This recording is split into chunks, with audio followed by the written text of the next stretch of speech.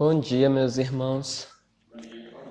Vamos iniciar a nossa escola bíblica dominical com a leitura de 1 de João, capítulo 2.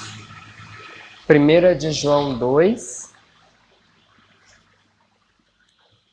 Nós vamos estar lendo do verso 15 até o 19.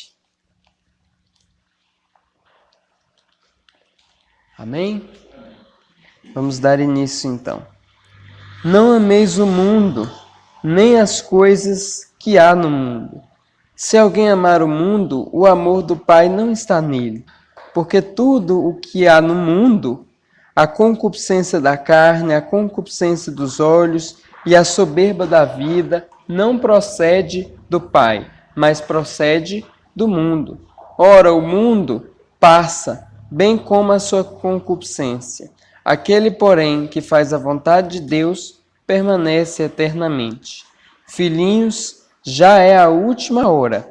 E como ouvistes que vem o anticristo também, agora muitos anticristos têm surgido, pelo que conhecemos que é a última hora. Eles saíram de nosso meio, entretanto, não eram dos nossos, porque se tivessem sido dos nossos, teriam permanecido conosco. Todavia, eles se foram, para que ficasse manifesto que nenhum deles é dos nossos. Amém? Vamos orar nesse momento. Senhor Deus, nosso Pai, entramos em Tua presença, nesse início de semana, Deus, na Tua presença, que o Senhor esteja nos abençoando, nos fortalecendo, abençoe essa escola dominical que está se iniciando, o culto à noite que será feito mais tarde, que possamos fazer tudo conforme a Tua vontade, na Tua presença. Nos abençoe, Deus, esteja nos concedendo a Tua graça para que possamos aprender mais e mais da Tua palavra. É no nome do Teu Filho Jesus que nós oramos. Amém. Amém. Passo agora a palavra para o louvor, nós possamos estar entoando louvores ao nosso Deus.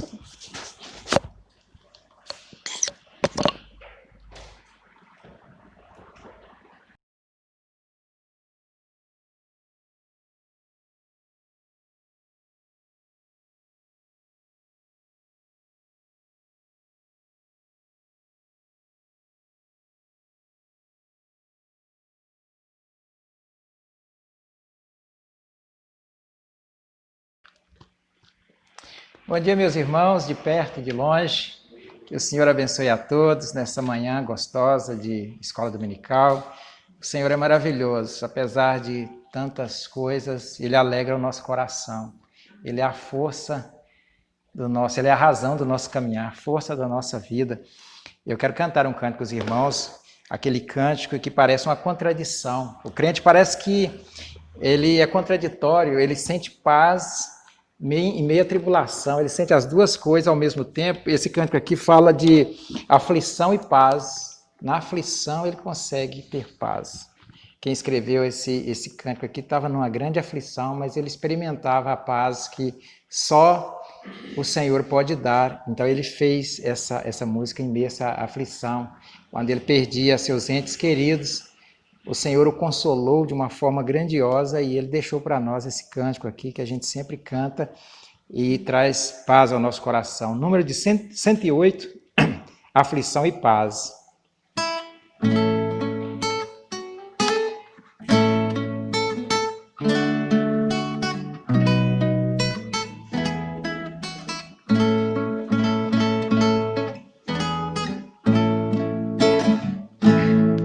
Se passa mais doce e deres gozar, se dura mais forte sofrer.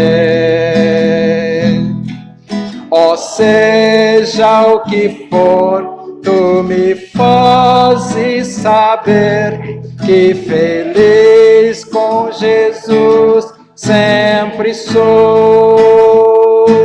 Sou feliz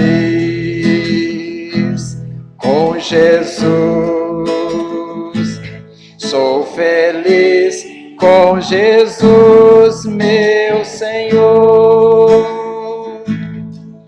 Embora minha assalte o cruel Satanás e ataque com vis tentações. Ó certo eu estou, apesar de aflições, que feliz eu serei com Jesus. Sou feliz com Jesus. Sou feliz com Jesus, meu Senhor. Meu triste pecado, meu triste pecado por meu Salvador foi pago de um modo cabal. Valeu-me o Senhor, ó mercê sem igual. Sou feliz, graças dou a Jesus. Sou feliz com Jesus. Sou feliz com Jesus, meu Senhor. A vinda eu anseio, a vinda eu anseio do meu Salvador. Em breve virá me levar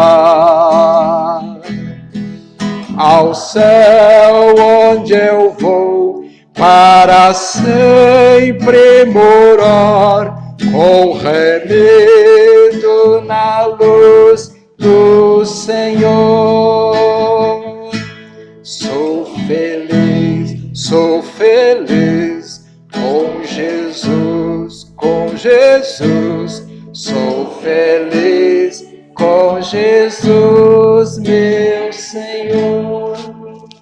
Obrigado, Jesus, por nos fortalecer, nos consolar em momentos difíceis.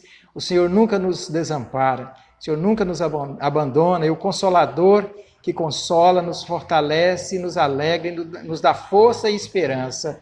Obrigado, Senhor. Louvado seja o nome do Senhor. Amém. Amém. Vamos cantar um cântico um pouco diferente, que esse deixa eu ver ele aqui. Verdadeiro Adorador. Um cântico de adoração ao Senhor.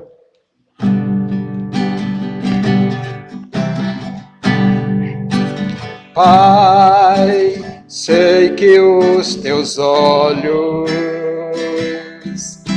estão sobre a terra a procurar alguém que te adore em espírito, alguém que te adore em verdade. Pai, como achaste a Davi, vem e derrama sobre mim o óleo precioso da unção e me faz segundo o teu coração. Achei em mim verdadeiro adorador, com vestes de louvor. Quero contemplar teu rosto, ó Pai. Venho ungir minha oferta de amor. Dou a ti meu coração, meu Deus, meu Pai. Acha em mim um verdadeiro adorador. Vamos começar de novo, vamos cantar esse canto uma vez. Pai, eu sei que os teus olhos estão sobre a terra a procurar alguém que te adore em espírito, alguém que te adore em verdade. Pai, como achaste a Davi, vem e derrama sobre mim o óleo precioso da unção e me faz segundo o teu coração. Acha em mim verdadeiro adorador, com vestes de louvor. Quero contemplar teu rosto, ó Pai. Vem ungir minha oferta de amor. Dou a ti meu coração, meu Deus, meu Pai. Acha em mim um verdadeiro adorador. Amém, queridos. Louvado seja o nome do Senhor. Vamos dar prosseguimento nessa manhã ao nosso estudo de Apocalipse. Os irmãos devem estar com as suas revistas aí na mão e nós vamos então trabalhar a próxima aula nossa para o nosso crescimento, para a nossa edificação espiritual. Vou ver só onde estão meus óculos e logo eu venho aqui para nós darmos início.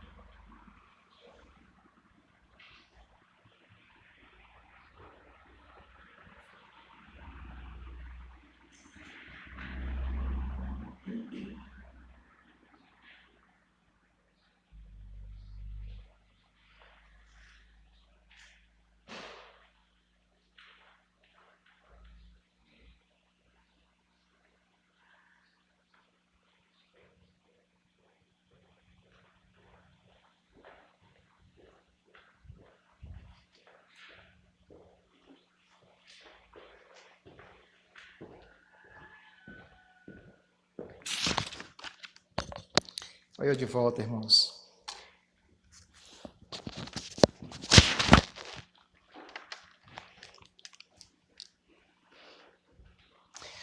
Queridos, nós estamos então na terceira lição, é isso? Cartas de advertência para você, Jesus está de olho. Nós vamos ler esse texto, irmãos, esse texto aqui base, ou básico, como queira, porque ele é muito importante. É o capítulo 2, não é? É uma leitura um pouco, nem tanto, né? Um pouco longa, mas nem tanto. E para a gente entender, é necessário que a gente entender a aula, a gente precisa ler esse capítulo. Apocalipse, capítulo 2, versos 1 a 29. Talvez você não tenha feito essa leitura ainda, é uma oportunidade, não fez essa semana, então é uma oportunidade para nós fazermos. A partir do versículo 1 está, acima do versículo 1 está o título, Carta à Igreja em Éfeso, e está escrito assim: Ao anjo da igreja em Éfeso escreve, estas coisas diz aquele que conserva na mão direita as 7 estrelas e que anda no meio dos 7 candeeiros de ouro. Conheça as tuas obras, tanto o teu labor como a tua perseverança, e que não pode suportar homens maus, e puseste à prova os que a si mesmos se declaram apóstolos e não são, e os achaste mentirosos. E tens perseverança, e suportaste prova por causa do meu nome, e não te deixaste esmorecer. Tenho, porém, contra ti que abandonaste o teu primeiro amor. Lembra-te, pois, de onde caíste, arrepende-te, e volta à prática das primeiras obras, e se não venho a ti, moverei do teu lugar o teu candeeiro, caso não te arrependas. Tens, contudo, a teu favor que odeia as obras dos nicolaítas, as quais eu também odeio. Quem tem ouvido, ouça o que o Espírito diz às igrejas. Ao vencedor, dar-lhe-ei que se alimente da árvore da vida, que se encontra no paraíso de Deus. Próxima carta. Carta à igreja em Esmirna. A ordem da igreja em Esmirna escreve: estas coisas diz o primeiro e o último, que esteve morto e tornou a viver. Conheço a tua tribulação, a tua pobreza, mas tu és rico. E a blasfêmia dos que a si mesmos se declaram judeus e não são, sendo antes sinagoga de Satanás. Não temas as coisas que tens de sofrer, eis que o diabo está para lançar em prisão alguns dentre vós, para ser exposto à prova, e tereis tribulação de 10 dias. Ser fiel até a morte, e dar-te-ei a coroa da vida. Quem tem ouvido, ouça o que o Espírito diz às igrejas. O vencedor de nenhum modo sofrerá dano da segunda morte. Carta à igreja em Pérgamo. Ao anjo da igreja em Pérgamo escreve: estas coisas diz aquele que tem a espada afiada de 2 gumes. Conheço o lugar em que habitas, onde está o trono de Satanás, e que conservas o meu nome e não negaste a minha fé, ainda nos dias de Antipas, minha testemunha, meu fiel, o qual foi morto entre vós, onde Satanás habita. Tenho, todavia, contra ti algumas coisas, pois que tens aí os que sustentam a doutrina de Balaão, o qual ensinava a Balaque a armar cilado dentre os filhos de Israel, para comerem coisas sacrificadas aos ídolos e praticarem a prostituição. Outro sim também tu tens os que, da mesma forma, sustentam a doutrina dos nicolaítas. Portanto, arrepende-te, e se não venho a ti sem demora, e contra eles pelejarei com a espada da minha boca. Quem tem ouvido, ouça o que o Espírito diz às igrejas. Ao vencedor dar-lhe-ei do maná escondido, bem como lhe darei uma pedrinha branca, e sobre essa pedrinha é escrito um nome novo, o qual ninguém conhece, exceto aquele que o recebe. Carta à igreja de Tiatira, em Tiatira, a última carta que nós vamos ver hoje. Ao anjo da igreja em Tiatira escreve: estas coisas diz o Filho de Deus, que tem os olhos como chama de fogo e os pés semelhantes ao bronze polido. Conheço as tuas obras, o teu amor, a tua fé, o teu serviço, a tua perseverança e as tuas últimas obras mais numerosas do que as primeiras. Tenho, porém, contra ti o tolerares que essa mulher, Jezabel, que a si mesma se declara profetisa, não somente ensine, mas ainda seduza os meus servos a praticarem a prostituição e a comerem coisas sacrificadas aos ídolos. Dei-lhe tempo para que se arrependesse. Ela, todavia, não quer se arrepender, não quer arrepender-se da sua prostituição. Eis que a prosto de cama, bem como em grande tribulação os que com ela adulteram, caso não se arrependam das obras que ela incita. Matarei os seus filhos, e todas as igrejas conhecerão que eu sou aquele que sonda mente e coração, e vos darei a cada um segundo as vossas obras. Digo, todavia, a vós outros, os demais de Tiatira, a tantos quanto não têm essa doutrina, e que não conheceram, como eles dizem, as coisas profundas de Satanás. Outra carga não jogarei sobre vós. Tão somente conservai o que tendes, até que eu venha. Ao vencedor que guardar até o fim as minhas obras, eu lhe darei autoridade sobre as nações, e com cetro de ferro as regerás e as reduzirá a pedaços como se fossem objetos de barro. Assim como também eu recebi de meu Pai, dar-lhe ainda a estrela da manhã. Quem tem ouvido, ouça o que o Espírito diz às igrejas. Então, queridos, essa é a leitura de parte das igrejas, né, que nós vamos trabalhar no Apocalipse. Nós vamos trabalhar 2 lições que vai abranger essas 7 igrejas. Nós estamos pregando sobre essas igrejas e hoje, e no próximo domingo, nós vamos ter a oportunidade de ver mais sobre essas 7 igrejas. Essas 7 igrejas, elas ficam na Turquia hoje, na Ásia Menor, na Ásia Menor, e a região da Turquia lá fica dividindo exatamente a Ásia com a Europa. Então, esse trecho lá. E fica, essas 7 cartas, elas em média ficam de distância uma das outras, cerca de 50 quilômetros. É um conjunto de igrejas que o Senhor escreveu o livro de Apocalipse, ditou João escreveu e ele orientou que ele enviasse para essas 7 igrejas. Óbvio que na região lá tinha mais igrejas e por todo canto tinha, mas ele escolheu essas 7 igrejas, né, para exortar, para consolar, não é, para mostrar a elas o que elas deveriam fazer para estar na presença dele e fugir do mal. E algumas ele é bastante severo com elas. E as 7 igrejas, então, quais são elas? Então, Éfeso, Esmirna, Pérgamo, Tiatira, Sardes, Filadélfia e Laodiceia. É interessante, queridos, que para 2 igrejas Jesus só tinha elogios. Nós vemos a igreja de Esmirna, que nós lemos, e Filadélfia, que nós não lemos, que é uma das últimas, elas não sofrem nenhuma repreensão, é impressionante. Essas 2 igrejas, elas só têm elogios do Senhor. Para 4 igrejas, Jesus tinha elogio e críticas. Ele elogia e critica também, porque elas têm coisas boas, mas elas praticam várias coisas que desagradam a Deus. Quais são essas 4? Éfeso, Pérgamo, Tiatira e Sardes. Éfeso, Pérgamo, Tiatira e Sardes.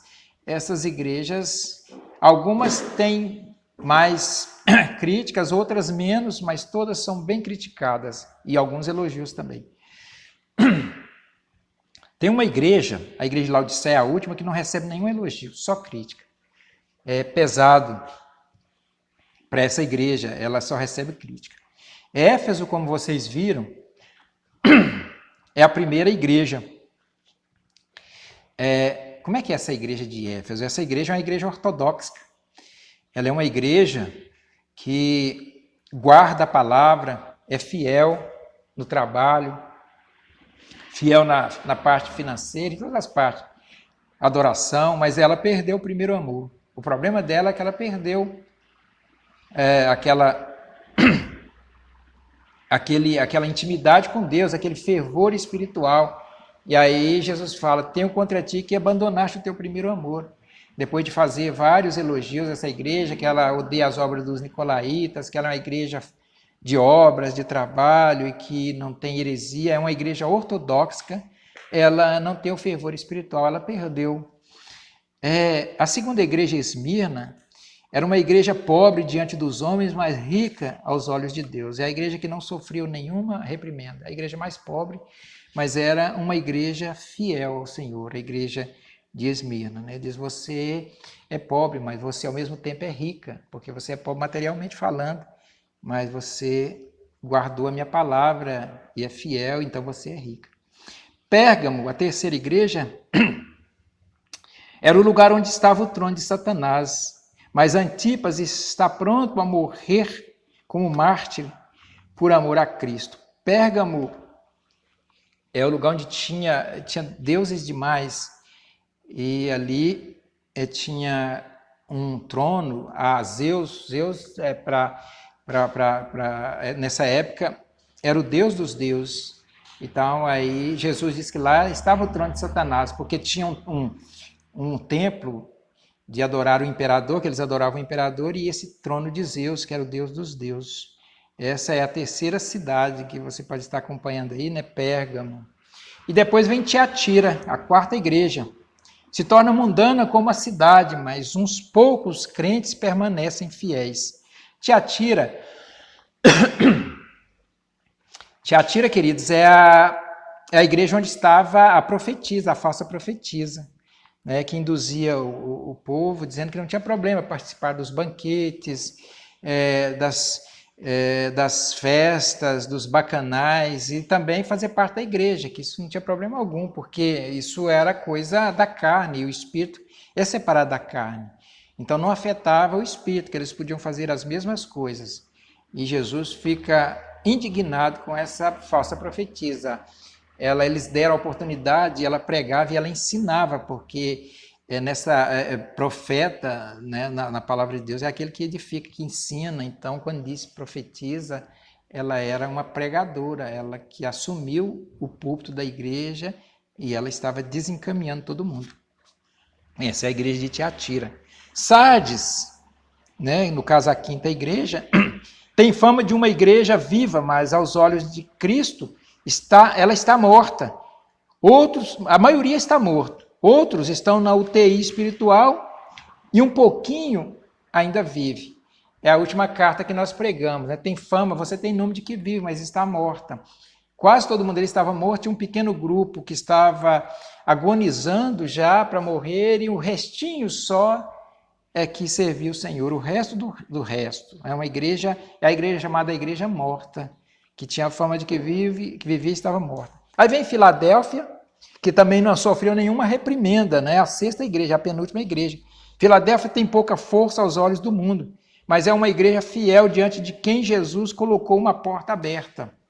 Então, Filadélfia não sofreu nenhuma reprimenda, era uma igreja fiel ao Senhor, e Jesus disse, olha, você é pobre, você tem pouca força, humanamente falando, mas eu abri uma porta para você que ninguém pode fechar. Eu abri uma porta, ou seja, eu escancarei uma porta, você vai crescer, você vai desenvolver, porque a porta está aberta, basta você entrar por ela e você vai ser grandemente abençoada. A última igreja é Laodiceia. Considerava-se rica e abastada, mas aos olhos de Cristo era pobre, cega e nua.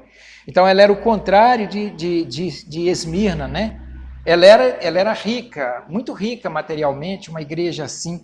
E ela dizia, nós não precisamos de nada, nós somos... O que nós precisamos? Nosso microfone é de ouro, nossos bancos da melhor qualidade, nós temos tudo, e aqui nós não precisamos de nada. Aí Jesus disse, você diz, estou abastado, e não preciso de nada, e nem sabes que tu és cego, nu, pobre.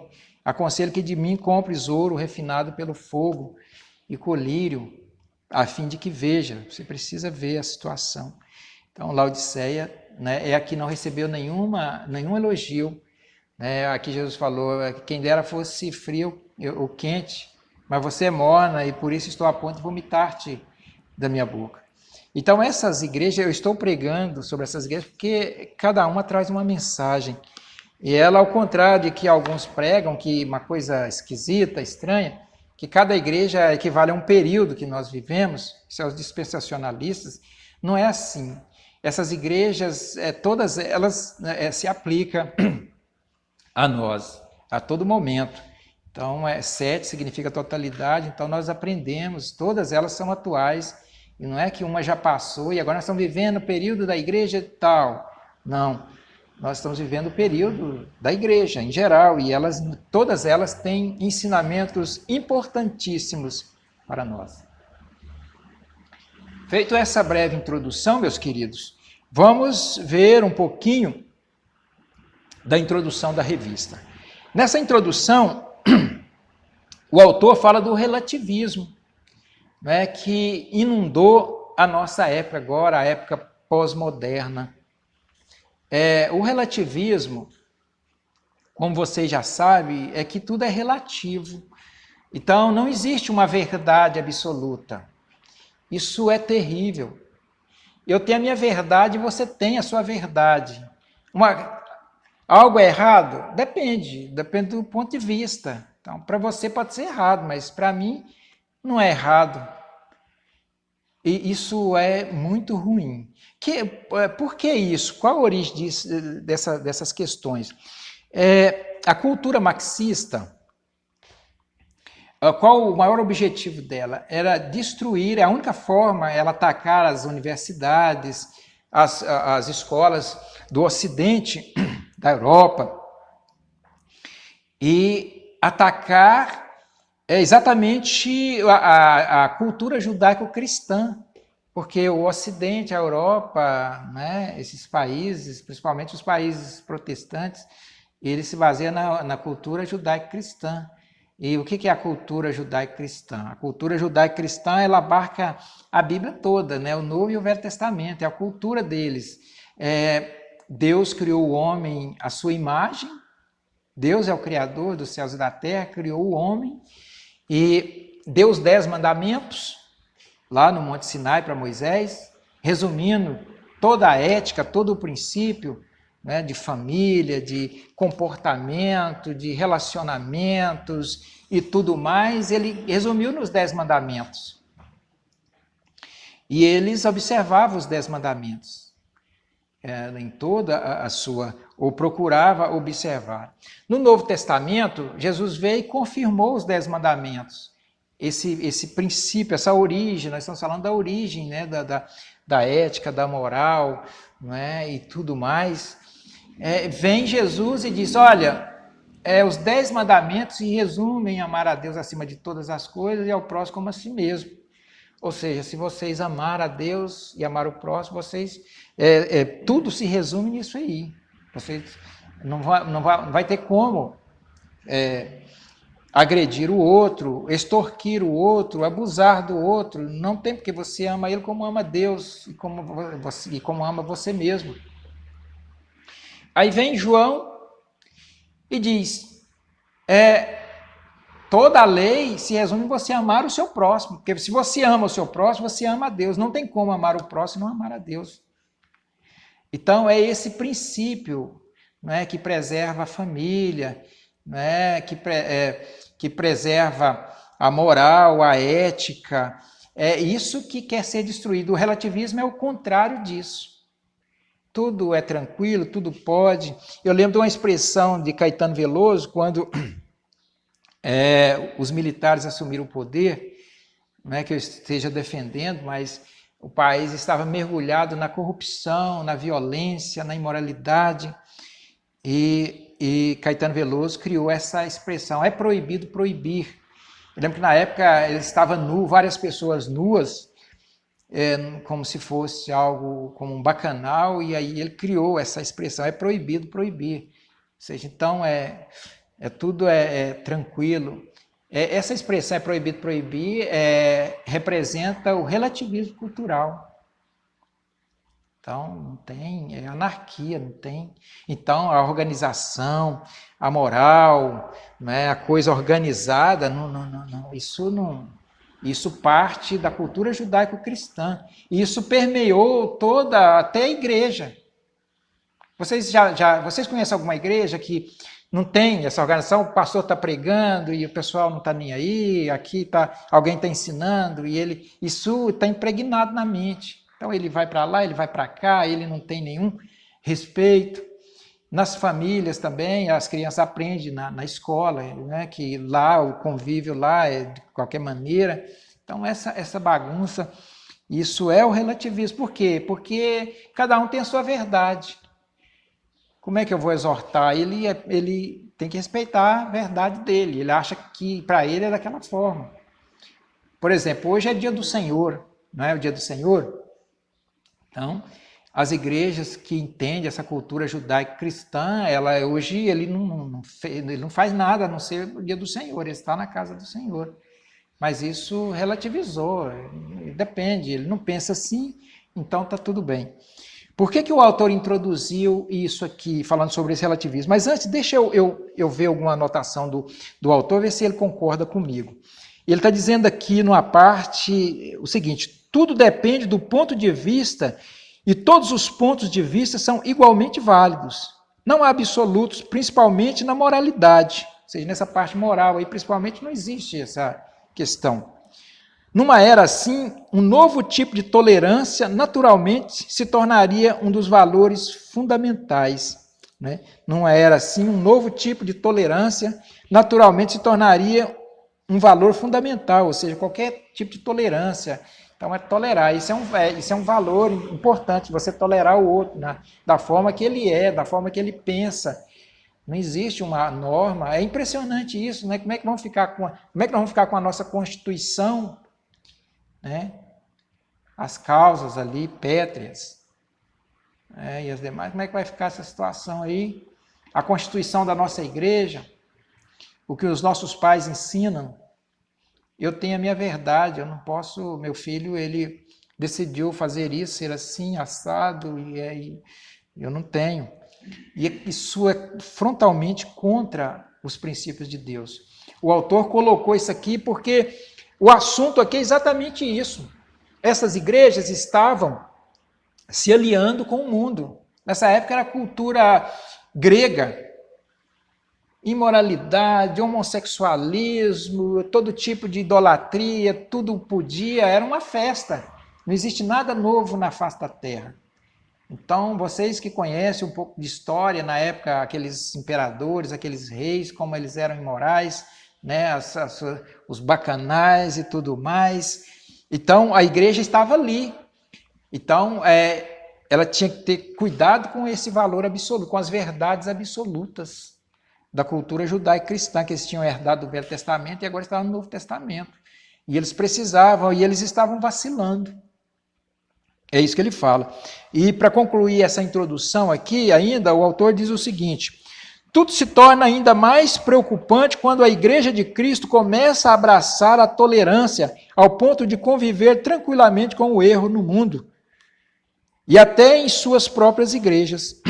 Quando a Igreja de Cristo, comissionada a ser luz do mundo, conforma-se às trevas do mundo ao redor, que utilidade poderá ela ter, ou que poderá lhe restar, quando ela se alia com as coisas do mundo?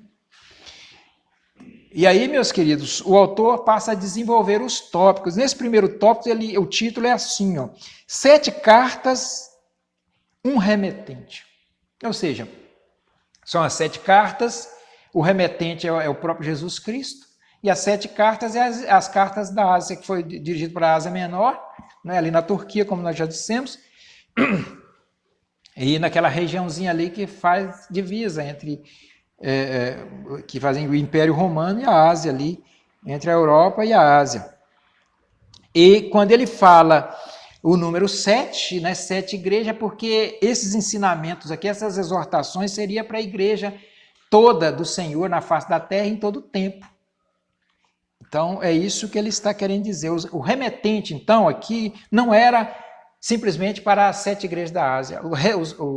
O remetente, não, aqueles que recebem, né, os recebedores das cartas, seriam nós também.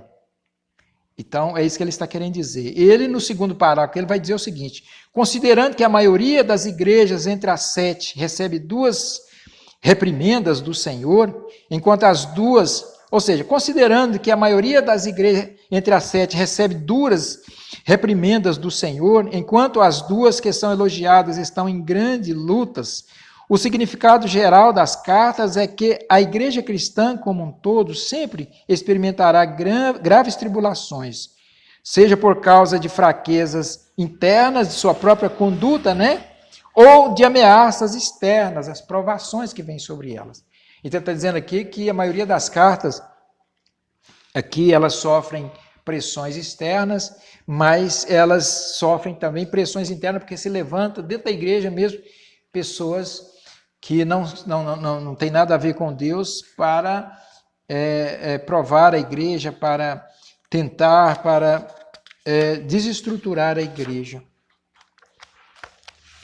Mas aí, nesse tópico ainda, queridos, o autor vai dizer como Jesus se apresenta a cada igreja.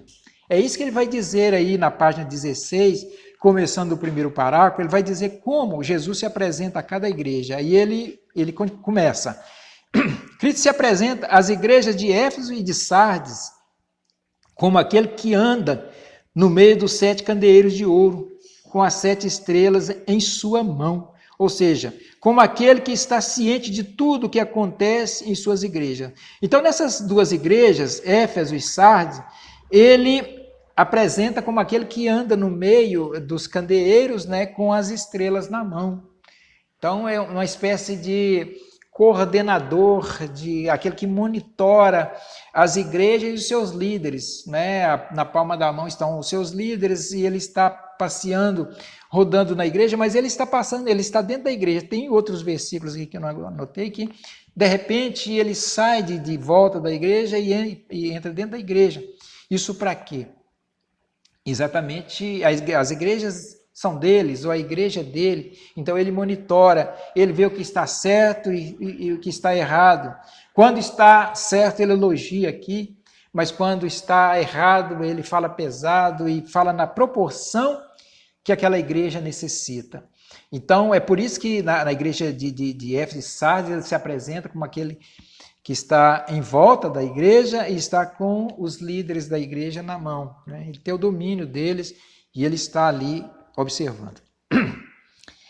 Agora, outras igrejas. Para Pérgamo, Tiatira e Laodiceia, essas 3 igrejas, Pérgamo, Tiatira e Laodiceia, ele se apresenta como aquele que tem a espada afiada de 2 gumes, olhos de fogo e pés polidos, e que é fiel testemunha, indicando sua presença como um severo juízo, Cada uma dessas características remete à visão inicial de Jesus, né? Naquele capítulo que nós vimos. E como é que ele apresenta aqui?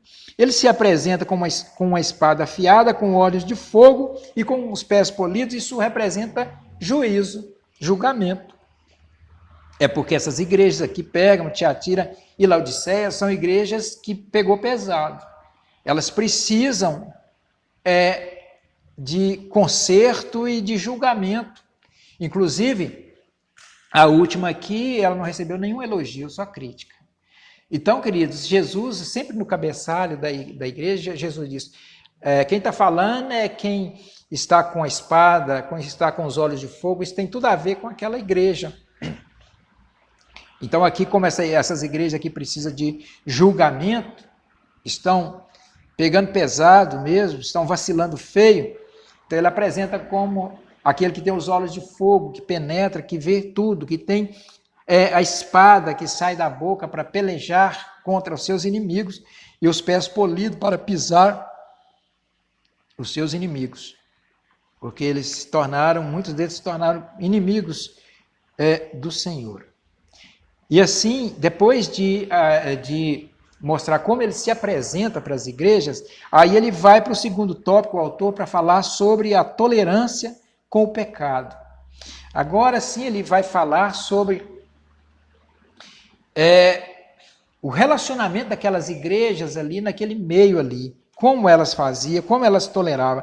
E ele começa falando sobre o ambiente em que elas viviam, como era o ambiente exato que aquelas igrejas viviam. Olha o que ele está falando aí no primeiro parágrafo, sobre isso, sobre o ambiente, né, o meio ali que eles viviam. Olha, todas as igrejas de Apocalipse estão convivendo com os desafios próprios de existir em um ambiente pagão, ainda que cada uma tenha seu contexto particular e seja diferentemente a ele. A maior tentação é ceder às pressões e acabar se conformando com este mundo caído, deixando de cumprir o propósito do Senhor. Então, eles viviam numa cultura diferente da nossa, num contexto diferente, mas não muda nada. Havia as coisas que seduziam eles, havia as coisas que faziam com que eles caíssem, e hoje temos as nossas coisas, as coisas que nos fazem cair também. E aí, depois de dizer isso, aí ele vai citar especificamente melhor o que estava acontecendo em cada uma das igrejas. Ele começa assim, ó. A igreja de Pérgamo vivia numa cidade onde havia vários templos pagãos, incluindo um para o culto do imperador e um na forma de trono de Zeus, pai dos deuses gregos. Daí a referência ao trono e habitação de Satanás. As expressões comer coisas sacrificadas e praticar a prostituição refere-se a práticas nos banquetes, nas festas pagãs, cheias de idolatria e imoralidade. Qual era a maior tentação daquelas igrejas, queridos?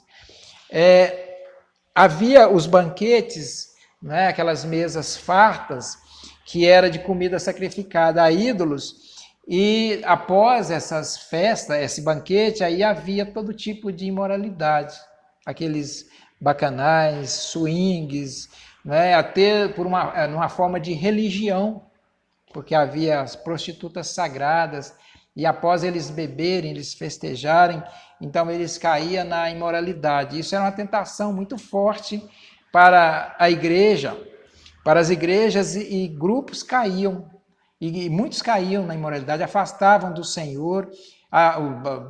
Vários ficavam na igreja, mas na igreja e praticando essas coisas. E surgiram grupos que dentro da igreja que orientavam, que ensinavam eles, estimulavam, que não tinha problema eles fazerem isso. Quais grupos poderíamos citar que incentivavam eles a praticar as coisas mundanas? Nós temos os nicolaítas, não é? Que a gente vê nos livros, que era uma seita, um pessoal que vivia dentro da igreja, né, que dizia que não tinha nenhum problema, que poderiam eles praticar as coisas, ensinavam eles a imoralidade. Os seguidores de Balaão, que era da mesma forma, não teria problema praticar as coisas mundanas. E também temos a falsa profetisa, que ensinava É exatamente essas coisas. Então, esse pessoal, essas igrejas, o problema delas era a tentação, era a mesma coisa de hoje. Eram as maravilhas, né, que impedia que eles seguiam as maravilhas para os olhos, né, os desejos da carne, os prazeres, até prazeres às vezes, queridos, hoje nos nossos dias, eu estou jogando para os nossos dias, prazeres lícitos, mas que acaba sendo, nos prejudicando, porque nós não sabemos às vezes separar as coisas, saber o que é prioridade, e coisa que não é pecado acaba sendo, matando a vida espiritual da pessoa, matando a vida espiritual da igreja, que a pessoa chega a um ponto que só tem olhos para lazer, para prazer, para o que lhe satisfaz, qualquer coisa que realmente que não seja nesse sentido, um estudo da palavra, um culto de oração, alguma coisa assim, para ele não serve, ele está tão viciado a prazer, que se você fizer alguma coisa, você precisa pensar, se você for fazer uma programação para a igreja, alguma coisa, você tem que falar, mas eu tenho que fisgar ele. Como é que eu vou fisgar? Eu fisgo pelo estômago, eu fisgo pela mente, alguma coisa. O que eu faço para trazer ele para esse evento? Nós vivemos num tempo complicado. As pessoas não gastam tempo na oração, não é? Mesmo fora da igreja, um livro, um estudo sério para aprender. Os cursos universitários, boa parte são artificiais, né? As pessoas não mergulham mais como mergulhava no livro, na matéria, para estudar, tanta coisa, tanta maravilha, e a mente dele já cauterizou, e ele se tornou um compulsivo em tantas coisas, e isso afetou a igreja nos nossos dias, boa parte das igrejas. E essa tolerância com o pecado, segundo o tópico, tem a ver, a pandemia veio contribuir, né? Boa. Não da igreja, porque ele pode aglomerar, né? Mas aí eu não saio do mercado, eu vou trabalhar, eu vou de ônibus, é relativo. Né? Jailton. Quando a pessoa acha uma desculpa, aí fica bom demais, porque é bom, sempre é bom a justificativa. A gente precisa justificar o porquê. Depende do que você vê, eu vejo uma forma. Eu vejo e pronto. Isso. É isso que acontece. Então, como você diz, por exemplo, aqui na igreja, como vocês viram, nós temos a estrutura aqui, nós temos o aferidor de temperatura, a distanciamento, usando máscara, mas no supermercado é assim, aí todo mundo vai para a família com o supermercado, anda de ônibus, aí pode. Na fila de lotérica, filas aí lotadas, lazer, a gente vê aí no parque de diversão, então todo mundo, eu mesmo já fui nos parques, aí que eu vou no parque, vou na igreja, vou no mercado, né? E eu já vi uns irmãos nos parques aí de diversão que eu fui, lá eles estão. Então, quer dizer, é essa questão, porque lá, nesses lugares, há um prazer, uma necessidade, no mercado uma necessidade, né? Ou um prazer que está, né? Enfim, mas na igreja não tem. Então, é isso que estava acontecendo nessas igrejas. Eles tinham sido captados pelos prazeres, embora não tivesse tanto como hoje, mas eles já estavam dessa forma. E se nós continuarmos lendo aqui, é exatamente isso que nós vamos ver. Mas é isso que ele estava explicando. Agora, no último tópico, ele fala sobre a exortação ao arrependimento. Eu não poderia deixar de ser, agora ele traz para o que fazer. Né? Como é que fazer? Então, apresenta o problema, não pode deixar o problema solto no ar. O que fazer? Então, a exortação ao arrependimento. Ele começa dizendo, para a maioria das igrejas da Ásia, o Senhor tinha um chamado ao arrependimento, tanto por meio de ameaças, avisos de castigo, contra o comportamento pecaminoso, quanto por incentivo ao comportamento santo e ao arrependimento. O Senhor fazia exortação pesada, mas ele oferecia também recompensa para aqueles que fossem fiéis. A Éfeso, como é que ele fala a Éfeso? Ele diz o seguinte a Éfeso, É avisada de que será privada de seu candeeiro. Esse é a palavra pesada. Olha, se você não voltar ao primeiro amor, se você continuar dessa forma, eu vou mover o seu candeeiro, eu vou acabar com essa igreja daqui. Eu vou tirar essa igreja daqui. Ela não vai existir, como de fato não existiu logo depois disso. A igreja de Pérgamo, o que ele falou? Qual foi a palavra direta para a igreja de Pérgamo? A igreja de Pérgamo é exortada a se arrepender de sua tolerância com o erro e a disciplinar os rebeldes. Caso contrário, Jesus mesmo aplicará seu juízo por meio da sua palavra. Então, ela exorta ali os líderes, aqueles que estão fiéis ainda, para disciplinar. E, caso contrário, ele próprio ia disciplinar não só os faltosos, como os próprios líderes, por não disciplinar, porque não disciplinar também incorre em erro. Tiatira é avisada de que, já que o grupo rebelde não tinha aproveitado a paciência do Senhor para se arrepender, seu juízo era iminente e o castigo viria na forma de enfermidades, podendo levar até a morte no caso de não se arrependerem.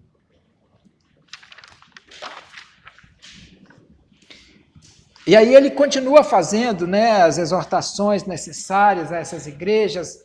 Nós estamos trabalhando hoje não as igrejas que receberam elogios, mas nós estamos numa palavra pesada aqui, exatamente porque nós estamos tratando das igrejas que realmente vacilaram feio. O autor aqui, ele dividiu as igrejas que não receberam crítica, que vai ser a aula que vem, e essa que as igrejas realmente sofreram crítica. E nós já vamos então para a aplicação, para concluir a lição. E o autor faz a seguinte aplicação aqui para nós, para os nossos dias, na página 18, no último parágrafo da primeira coluna. Né? Página 18, aí na primeira coluna, no último parágrafo, diz assim: ó, as advertências de Cristo, especialmente aquelas nas quais ele promete vir até sua igreja, mostram que mesmo antes daquele último dia, ele se faz presente sobre o seu povo como juiz em muitas ocasiões. Sua igreja precisa viver cada dia como se fosse prestar contas de seu trabalho ao seu Senhor, pois não sabemos a hora em que ele vem, mas sabemos que é um Senhor justo e severo.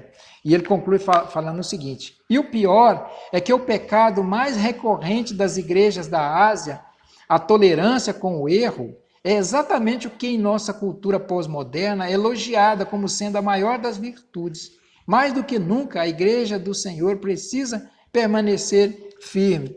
É interessante mesmo porque a tolerância hoje é a coisa mais elogiada. Um crente, por exemplo, se ele quiser ter destaque, até na Rede Globo, é só ele começar a pregar tolerância. Tolerância com o LGBT, com o homossexualismo, com a extinção da família. Que história é essa de família? Que o marginal é um coitadinho, que ele não pode ser preso, que ele precisa de carinho, de afago, que ele, se ele tem 17 anos ou 15 anos, ele não passa de uma criança, que ele não tem culpa do que fez. Começa a fazer isso se você quiser ter status. É só começar, porque o mundo jaz no maligno. Então, é exatamente essa força aí que está, essa cultura, essa marxista, socialista, realmente tentando acabar, devastar com os valores éticos, os valores da família, a organização e tudo mais. Eles querem acabar com isso. Então, se você levanta como um profeta, não é, da tolerância, para dizer que tudo é paz, que tudo é tranquilidade, que cada um pode fazer o que quiser, porque é o que ele acha que está certo, cada um tem a sua verdade, eu não posso me intrometer, não existe uma verdade, não existe uma verdade absoluta, é proibido proibir. Se você quiser ter fama e sucesso, é só fazer isso. Antes de concluir, eu quero dar a oportunidade para, se os irmãos quiserem compartilhar e contribuir, fica à vontade. O senhor falou aí na tolerância, né? E essa tolerância, o senhor citou aí a Rede Globo, essa tolerância ela também tem entrado na própria igreja e dentro da família, né? Você não pode dizer um não, você tem que ter tolerância com o irmão, você tem que ter tolerância com o filho, tem que ter tolerância com a esposa, e assim vai.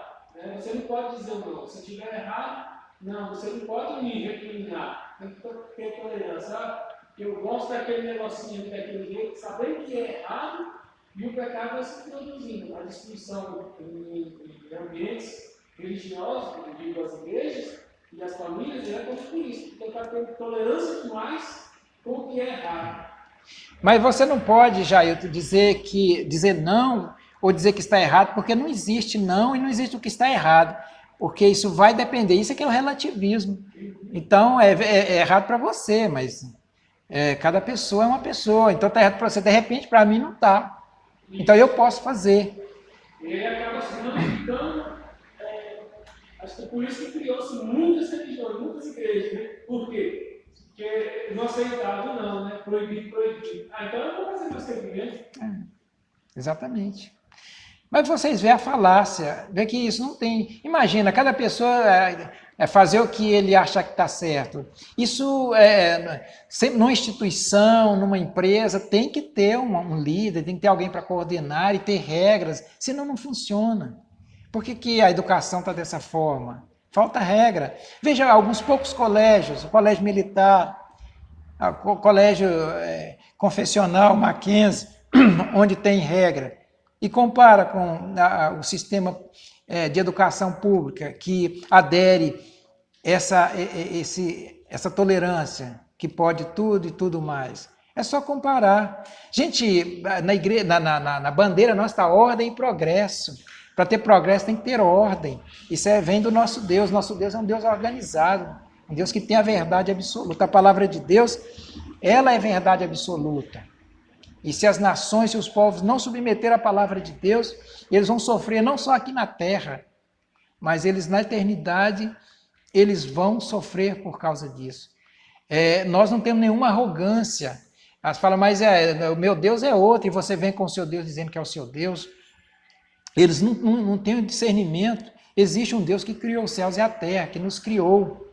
Então ele é o dono da verdade. Existe uma verdade absoluta e ele escreveu e deixou para nós seguirmos essa verdade. Mas é difícil, de fato, das pessoas entenderem. Nós devemos orar para que o Senhor abra as mentes, para que as pessoas possam entender. Em parte é por causa da maldade do coração deles. Eles não querem. Isso implicaria em eles abrir mão de sua pecaminosidade. Então, eles não querem. É por isso que eles vão pagar por isso. Quando a gente fala, eles falam, mas como é que vai ser? Tem que ser assim, a família, esposa de uma só mulher, você tem que ir para o colégio, respeitar os professores e tudo mais, você tem que ser o tempo para isso, tempo para aquilo. Então, isso aí isso é fora de cogitação. Então, queridos, é isso que o autor queria colocar aqui com relação às igrejas, é isso que aconteceu com elas e é exatamente o que acontece nos nossos dias, né? Essa tolerância, essa contracultura, esse relativismo cultural que tanto tem prejudicado a igreja, as instituições e tudo mais. Que o Senhor tenha misericórdia, não é, de nós e que possamos ser profetas do Senhor, agente de mudança e implantar aqui a cultura judaico-cristã, que é da palavra de Deus. Não é a cultura judaica, é os ensinamentos que estão na palavra que Deus deu para os judeus e foram passados para o Novo Testamento, e isso rege toda a nossa vida social, política, familiar, educacional e tudo mais. Esses princípios estão acima.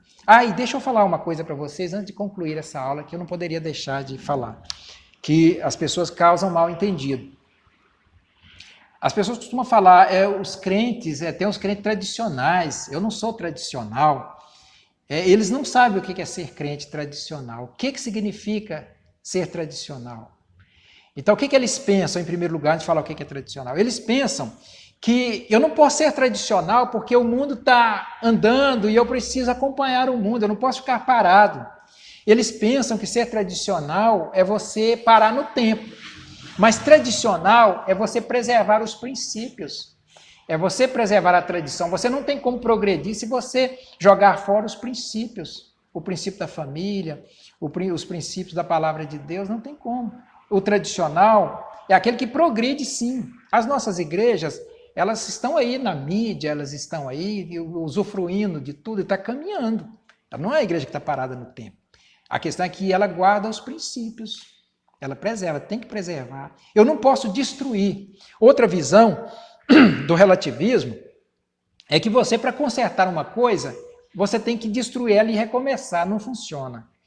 Você tem que restaurar, você não pode destruir os princípios, você tem que limpar aquilo, ver o que está com problema, consertar aquilo e progredir. Você não pode destruir. A mesma coisa a igreja. Eu não posso começar uma igreja com minhas ideias e tudo mais, não. Eu tenho que preservar a partir dos princípios bíblicos. Isso é tradição, é guardar o que os pais disseram, os profetas disseram, que os patriarcas. Eu nunca vou poder abrir mão disso. Isso é tradição. No início, Deus mesmo disse, amarás o próximo como a si mesmo. Isso é princípio, não roubarás. Isso eu nunca vou poder. Isso é tradição. É isso que é ser tradicional. Amém? Vamos colocar em pé, então vamos orar assim. Te agradecemos, Senhor, por essa aula, pelas nossas vidas, pelos irmãos que estão presentes, pelos que vão assistir essa aula agora. Que o Senhor nos abençoe, nos dê discernimento para vivermos nesse mundo, ó Deus, nessa pressão.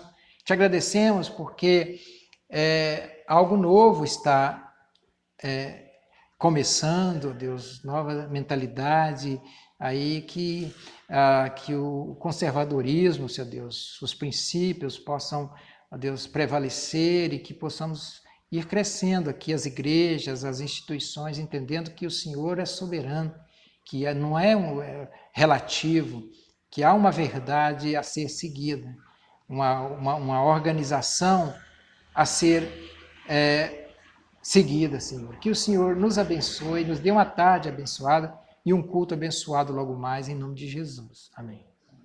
Amém, queridos. Deus nos abençoe.